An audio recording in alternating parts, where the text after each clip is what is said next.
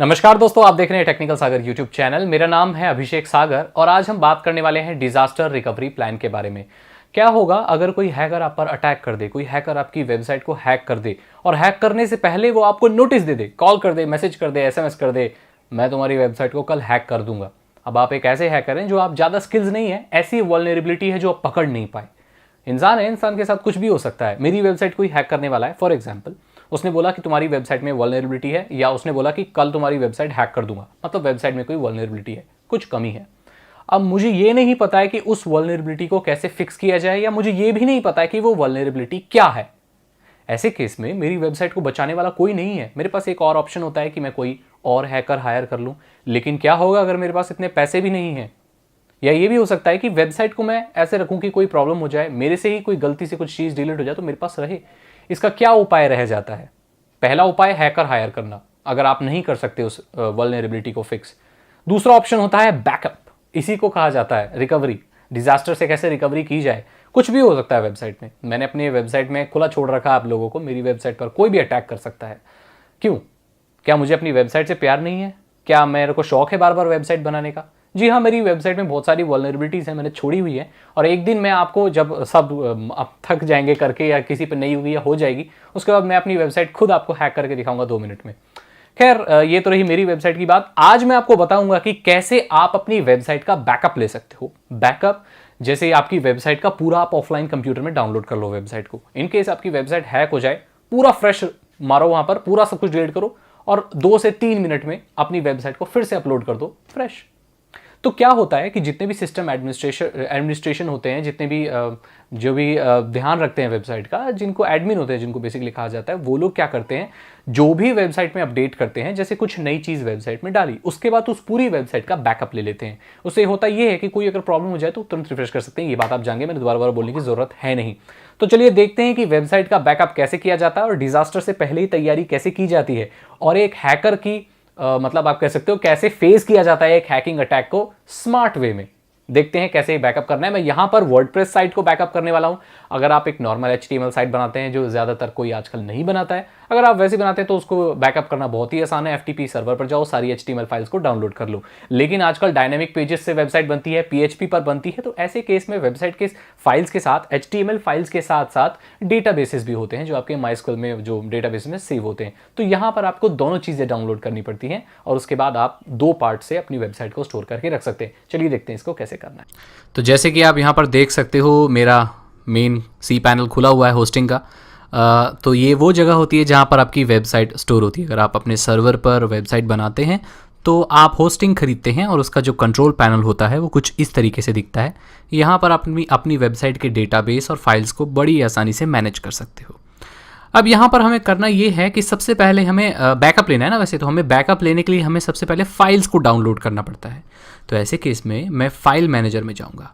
File manager में जाने के बाद यहाँ पर मुझे मेरी फाइल्स दिखेंगी, और जो मेरी technicalsagar.in जो मेरी वेबसाइट है उसकी कुछ फाइल्स बनेंगी, उसे मैं डाउनलोड कर लूँगा और उसको मैं जिप में भी करके रख सकता हूँ, या जैसे आप चाहें वैसे रख सकते हैं। तो यहाँ पर पूरे ना मेरे फोल्डर आ जाएंगे, तो उनमें से जो मैं चीज़ चाहूँ फिर मैं डाउनलोड कर सकता हूँ।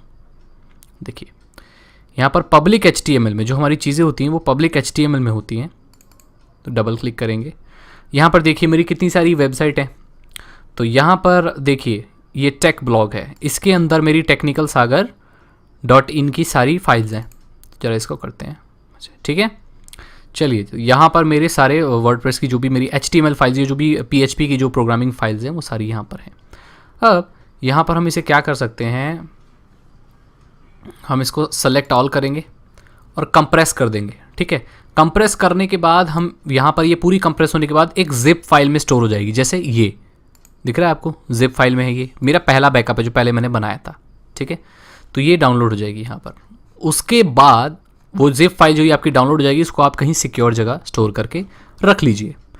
उसके बाद आपको क्या करना है, उसके बाद आपको अपना डेटाबेस बैकअप करना है। अब डेटाबेस हमें कहाँ पर मिलेगा? देखिए इसका डेटाबेस का अलग सेक्शन होता है। डेटाबेस क्या होता है इसके ऊपर मैंने ऑलरेडी वीडियो बनाई हुई है। तो आप डेटाबेस स्पेस टेक्निकल सागर अगर यूट्यूब पर लिखेंगे तो डिटेल में आपको एक पूरी वीडियो मिल जाएगी। यहाँ पर आप PHP MyAdmin में जाएंगे और यहाँ पर आपको अपने पूरे डेटाबेस का ब्यौरा मिल जाएगा, ठीक है। तो वो जो आपका डेटाबेस है वो आपको एक्सपोर्ट करना पड़ेगा। मतलब आपने फाइल्स तो अपनी डाउनलोड कर ली, पूरी जितनी भी फाइल्स थी सबको जिप में डाला और जिप करके वो डाउनलोड कर ली, तो आपके पास बैकअप हो गया। अब मैं आपको बताऊंगा कि कैसे इनको फिर दोबारा डाउनलोड करने के बाद कैसे आप इसे रीस्टोर कर सकते हो। तो सिंपल सी चीज़ है, जैसे डाउनलोड कर रहे हो ऐसे ही अपलोड कर देना। जैसे मैंने पहले फाइल्स डाउनलोड की जिप करके, तो आप उस जिप को फाइल मैनेजर में अपलोड कीजिए और वहीं ऑनलाइन उसे एक्सट्रैक्ट कर लीजिए, तो आपकी फाइल्स वहाँ पर हो गई, जो कि वेबसाइट का पहला हिस्सा होता है।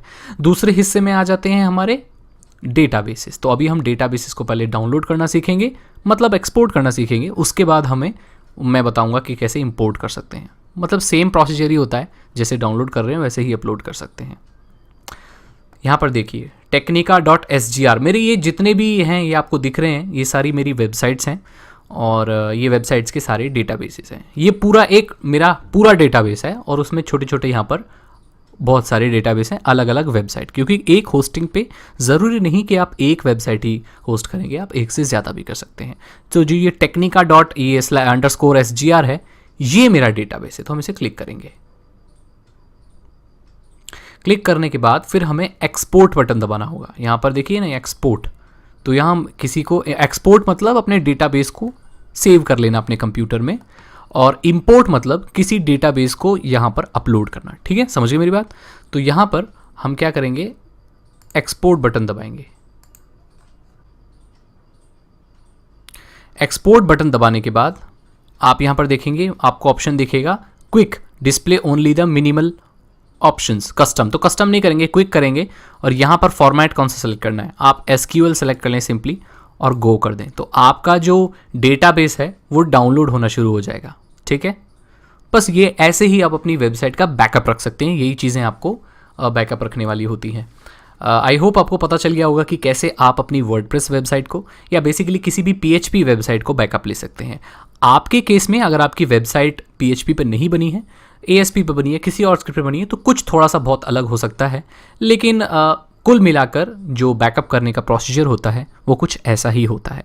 अब ये SQL फाइल को और जो सारी फाइल्स को आपने जिप करके डाउनलोड किया था उनको एक सिक्योर जगह पर रखें, किसी CD में राइट कर लें, किसी पेन ड्राइव में रखें और अपने पास रख दें। इन केस अगर आपकी वेबसाइट ख़राब हो जाती है, डिलीट हो जाती है, हैक हो जाती है, तो सबसे पहले अपने फाइल मैनेजर में जाइए और इन सारी फाइल को मार्क करके डिलीट कर दीजिए। डिलीट करने के बाद जो आपने जिप डाउनलोड की थी ये वाली, उसको यहाँ पर अपलोड करके फिर उसको सेलेक्ट करके एक्सट्रैक्ट कर लीजिए, तो सारी फाइल फिर से ऐसी आ जाएंगी। HTML फाइल या PHP फाइल का हमारा प्रोग्रामिंग फाइल का पार्ट खत्म हो गया। उसके बाद अपने SQL में जाइए, अपने डेटाबेस को सेलेक्ट कीजिए और इंपोर्ट बटन से जो आपने SQL ये जो डाउनलोड हो रहा है इस वाली चीज़ को अपलोड कर दीजिए। एक बार फिर से अपने ब्राउज़र को रिफ्रेश कीजिए एंड वॉइला, आपकी जो वेबसाइट है वो फिर से नए जैसी हो जाएगी जैसे आपने बैकअप लिया था उसका। ध्यान दें कि अगर आप नए होस्टिंग में कर रहे हैं तो आपको कई चीज़ें मतलब चेंज करनी पड़ेंगी। जैसे ऑप्शंस में जाके आपको वेबसाइट का नाम, डेटाबेस का नाम, क्योंकि हो सकता है आप दूसरे होस्टिंग में करें तो डेटाबेस का कुछ नाम हो, डेटाबेस का यूज़र नेम और पासवर्ड कुछ अलग हो, आप उसी हिसाब से WP ऑप्शंस पे जाकर उसे चेंज कर सकते हैं, कॉन्फ़िगरेशन में भी चेंज कर सकते हैं और बड़ी ही आसानी से अपनी वर्डप्रेस साइट को आप बैकअप कर सकते हैं। आई होप आपको ये वीडियो पसंद आई होगी और आप समझ गए होंगे कि कैसे बैकअप करना है। Thank you. अगर आपको ये वीडियो अच्छी लगी और आपको पता चल गया कि कैसे बैकअप करते हैं वेबसाइट का, या वेबसाइट डेटाबेस और बैकअप्स और हैकिंग के बारे में और ज़्यादा जानना चाहते हो, तो मैंने कुछ इथिकल हैकिंग के कोर्स बनाए हैं। क्विक हैक जो कि फर्स्ट कोर्स है बिगिनर्स के लिए, वहाँ पर मैंने डेटाबेसेस के बारे में बहुत डिटेल में बात की है और आपको बताया है कि वेबसाइट को कैसे अटैक किया जाता है, कौन से पार्ट को अटैक किया जाता है। तो अगर आप उसको देखेंगे तो और अच्छे से आप वेबसाइट हैकिंग को समझ पाएंगे।